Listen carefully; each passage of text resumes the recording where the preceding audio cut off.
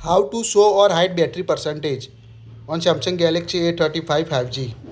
Open the app drawer on your device. Tap the settings app. Now scroll. Tap on the notifications. Tap on advanced settings. Here you can see show battery percentage toggle. By default toggle on the show battery percentage.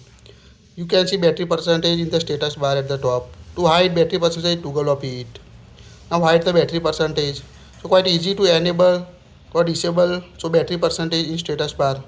You can also use other battery setting. Go to settings, scroll down, tap on a device care,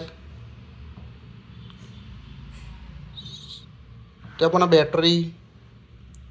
Now scroll down, tap on a here you can see show battery percentage option.